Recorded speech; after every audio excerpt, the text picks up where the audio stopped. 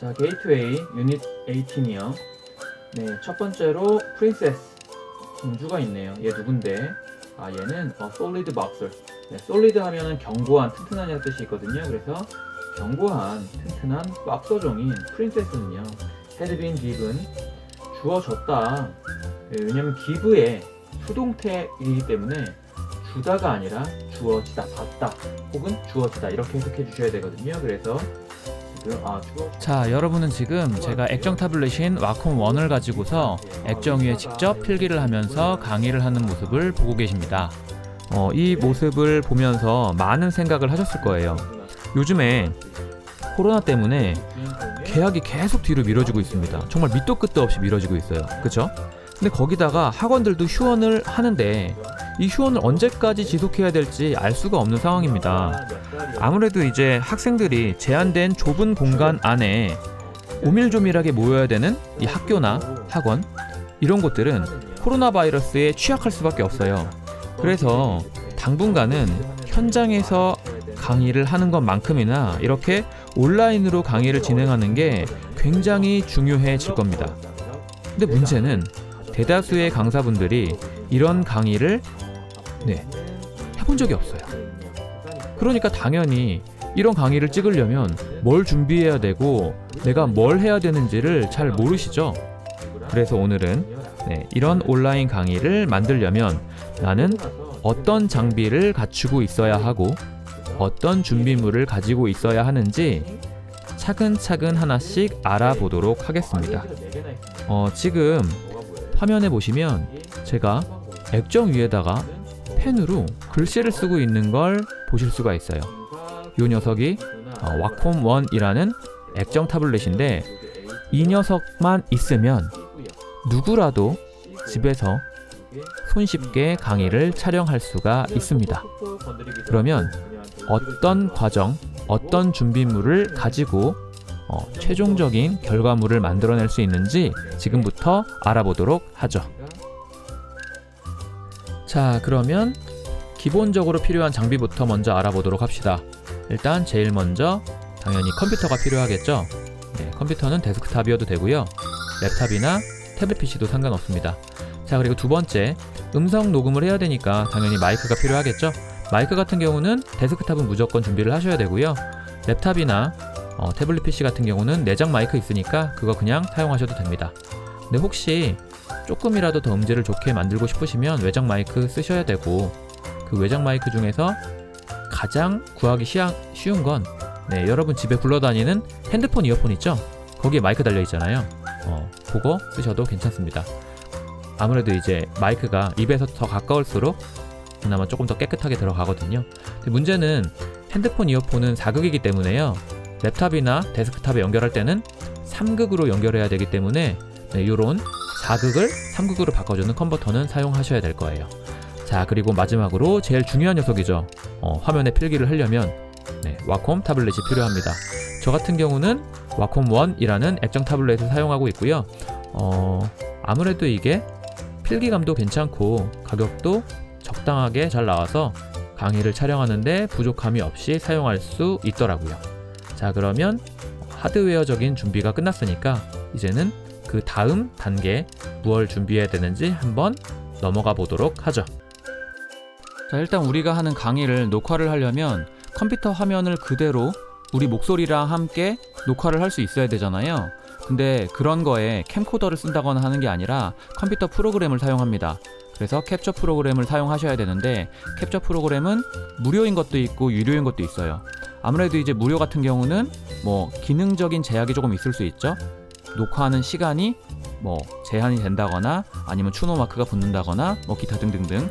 그리고 유료 프로그램 같은 경우는 그러한 제약이 당연히 없겠지만 조금 돈을 써야 된다라는 단점이 있을 수 있을 것 같습니다. 무료 프로그램에는요, 오캠이라든지 반디캠, 그리고 OBS 스튜디오 이런 것들이 있어요.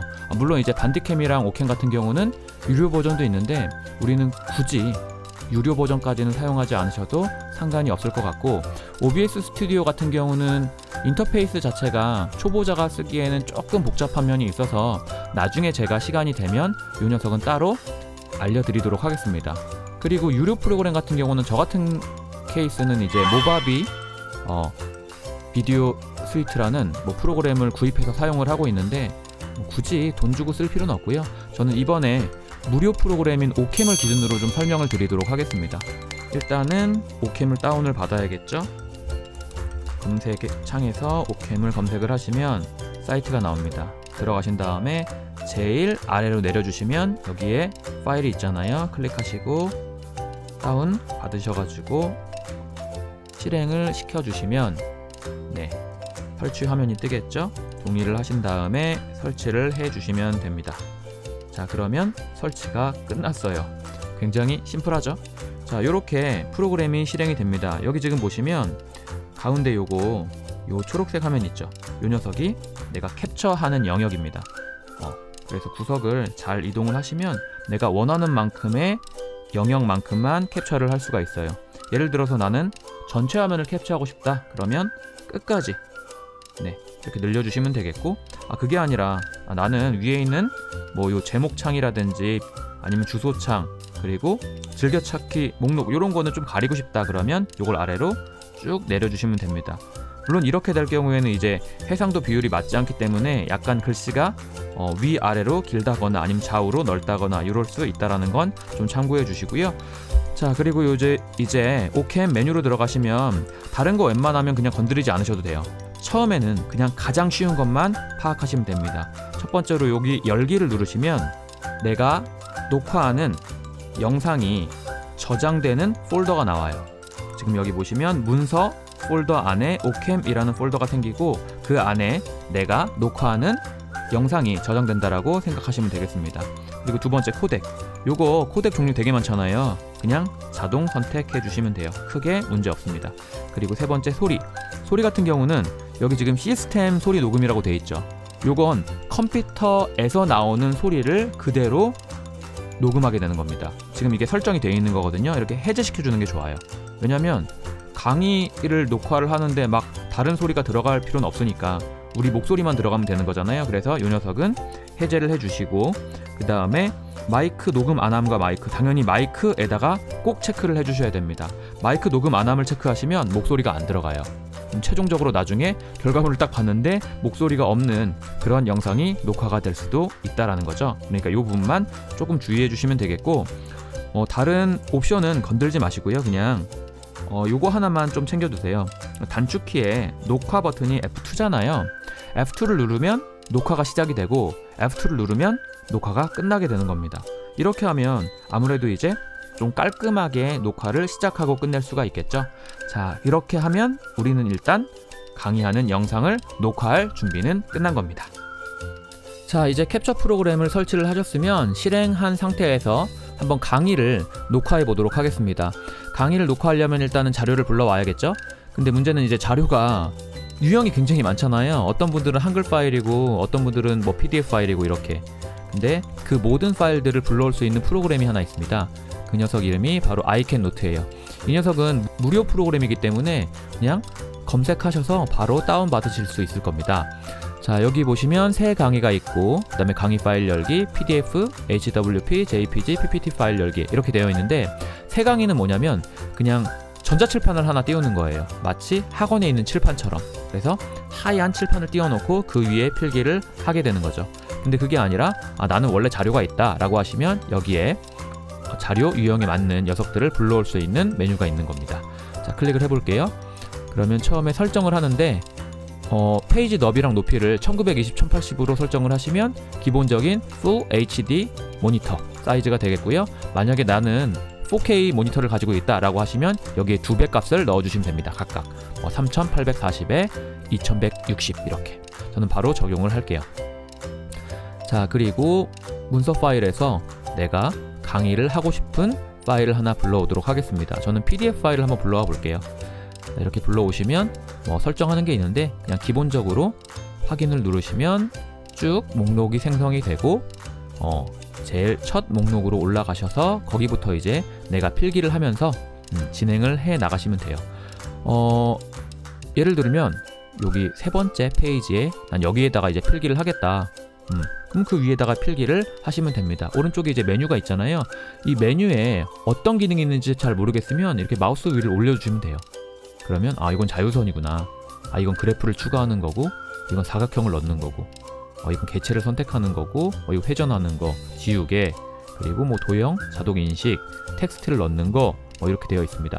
펜도 일반 펜이 있고 형광펜이 있는데, 일반 펜 두께를 이렇게 자유롭게 설정할 수가 있죠. 그죠? 뭐 1부터 40까지 있고요. 그 다음에 여기 형광펜도 두께가 1부터 50까지 있고, 이런 식으로 색깔도 여기서 선택을 하시면 됩니다. 지금 여기 보시면 지문이 있잖아요. 그 지문에 이제 여러분들이 펜을 선택을 하시고, 이 녀석 인지 3인지 모르겠지만 3을 선택해 주신 다음에 여기다가 이제 바로 필기를 하시면 되죠. 주어, 여기는 동사, 그리고 이 녀석은 전치사다. 이런 식으로 써 주시면 되는 거예요. 만약에 이 문서가 너무 작아 보인다 그러시면 여기 아래 보시면 100%, 이걸 좀 확대하시면 됩니다. 130% 이렇게. 그리고 여기에 손을 클릭하시면 마음대로 이렇게 움직일 수가 있겠죠. 저는 지금 캡처 프로그램을 통해서 이 화면을 녹화를 하고 있지만, 그게 아니라 나는 이 프로그램 자체에서 녹화를 하고 싶다 하시면 여기에 이 버튼을 눌러주시면 녹화를 진행할 수 있고, 녹화를 하다가 여기에 있는 멈춤 버튼을 눌러주시면 녹화가 끝나게 됩니다. 이런 프로그램도 있고요. 그게 아니라 아예 PDF 전용 필기 프로그램도 있어요. 윈도우에서는요, 가장 대중적인 프로그램이 이 드로워보드 PDF라는 프로그램입니다. 이 녀석은 무료는 아니고요, 유료인데 사용하기 굉장히 편해서 저는 자주 애용을 하고 있어요. 예를 들어 보자면 여기도 마찬가지로 PDF 파일을 이렇게 불러옵니다. 그러면 왼쪽에 내가 미리 저장해 놓은 이런 펜들 구성품들이 있고요. 그 녀석을 선택을 해서 이제 필기 화면으로 쓸 수가 있는 거죠. 예를 들자면 여기에서 지금 에즈가 뭐다? 전치사다. 그리고 여기서 디렉터는 명사니까 뒤에 있는 부분은 이렇게 꾸며주게 되겠고, 얘가 주어고 얘가 동사, 얘가 목적어예요. 이런 식으로 필기를 해나가면서 쭉 강의를 촬영을 하시면 됩니다. 밑줄 같은 경우도 편하게 이렇게 파란색 밑줄을 그을 수도 있고, 난 빨간색 밑줄 긋고 싶은데 그럼 빨간색 밑줄을 이렇게 그을 수도 있고요. 아니 나는 꼬불꼬불한 거 말고 직선 긋고 싶어 그러면 직선 선택해서 이런 식으로 그어주시면 되고, 그게 아니라 나는 도형 넣고 싶어 도형 넣고, 이런 식으로 이렇게 만들어 주시면 됩니다. 자, 요게 PDF 필기 프로그램 중 하나인 드로워보드 PDF라는 프로그램입니다. 그것 말고도요, 여기에 이렇게 PDF 리더, 엑소도, 인코도 혹은 인키, 요 세 녀석은 전부 다 무료 프로그램이기 때문에 한번 다운받아서 써보시고 본인이랑 맞는 프로그램을 사용을 하시면 될 것 같습니다. 자, 이렇게 액정 타블릿을 사용해서 강의를 촬영하는 방법을 알아봤습니다. 저 같은 경우는 되게 오래전부터 이제 와콤 제품은 아니지만 와콤의 방식을 사용하는 그런 액정 태블릿을 8인치 제품부터 12인치 제품까지 꽤 다양한 종류를 사용해 봤거든요. 그래서 이제는 되게 자연스럽게 사용하는 게 가능한데, 아마 이거 처음 사용하시는 분들은 약간 적응 기간이 필요할 거예요. 아무래도 이제 실제 펜보다는 펜 촉을 따라오는 데 있어서, 선이 따라오는 데 있어서 약간의 레이턴시도 있고, 그리고 펜이랑 액정 사이에 좀 어떻게 느끼자면 좀 빈 공간이 있다라는 느낌이 날 때가 있거든요. 근데 이런 부분들이 사용하면서 점점 익숙해지면 나중에는 거의 느껴지지 않습니다. 제가 처음에 와콤 태블릿을 사용해서 강의를 찍었던 게 거의 한 5년 정도 전인데, 그 당시만 해도 전자펜 중에서는 와콤을 대체할 만한 제품이 없었어요. 아마 그때가 애플 펜슬이 막 출시됐을 때쯤일 겁니다. 근데 안타깝게도 이게 저 같은 경우는 이제 iOS라는 그 OS가 익숙하지 않은 녀석이어서 제일 손에 익은 윈도우에서 사용할 수 있는 제품을 찾다 보니까 결국은 와콤을 선택할 수밖에 없더라고요. 예전에 사용했던 제품 중에서는 에이서스 비보탭도 있었고, i7 스타일러스도 있었고, 갤럭시북은 10.8인치랑 12인치 다 써봤고요.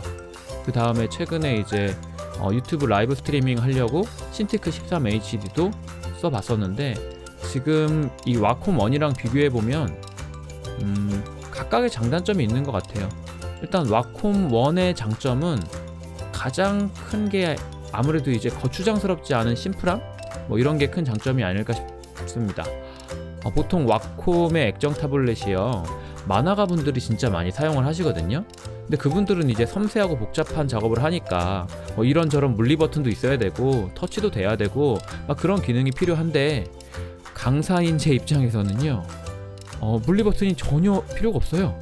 그리고 터치 기능도 뭐 크게 필요하지 않습니다.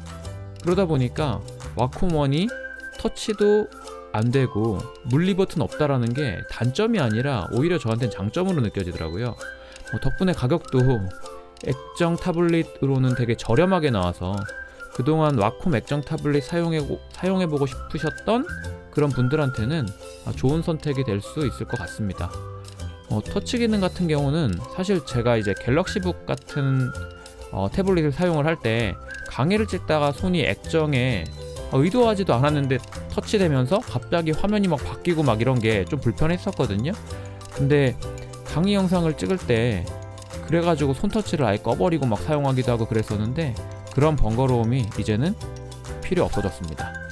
자, 그리고 두 번째로 연결 단자가 신테크 13HD 같은 경우는 이제 오른쪽에 위치해 있거든요. 그래서 막 마우스를 움직일 때 좀 불편했는데 이제는 위쪽으로 이동해가지고 이 손 움직이는데 방해하지 않아서 좋더라고요. 그 외에 이제 필압을 제외하면 이게 와콤 1이나 신테크 13HD나 거의 동일한 사양이라서 크게 새롭지는 않았던 것 같습니다. 물론 당연히 아쉬운 점도 있는데, 일단 몇 가지 이야기해보면 액정이 상대적으로 조금 어두운 편이에요, 이게. 근데 밝기 조절을 할 수가 없습니다. 그래서 그 부분 좀 아쉽고, 스탠드 같은 경우도 이제 이게 내장형이잖아요. 그러다 보니까 높이 조절이 불가능하다는 점. 또 번들펜이 이제 보통은 이제 2버튼인데 요거는 1버튼이고 지우개도 안 달려있고 요런 것들. 마지막으로 안티글레어 패널이 아니잖아요, 요게. 그래서 빛 반사가 조금 있습니다.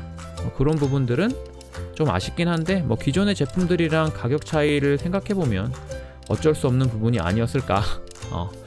요즘 이제 현장 강의를 진행하는 게 거의 불가능한 상황이잖아요. 우리 비대면 강의를 많이 진행할 수밖에 없을 것 같은데, 그럴 때 이제 필수 아이템으로 사용할 수 있는 녀석인 것 같습니다. 필요하신 분들 구입해서 사용해 보시면 크게 후회 없을 것 같고, 그리고 리뷰는 여기까지 마무리하고요. 다음에 더 좋은 내용으로 찾아뵙도록 하겠습니다. 감사합니다.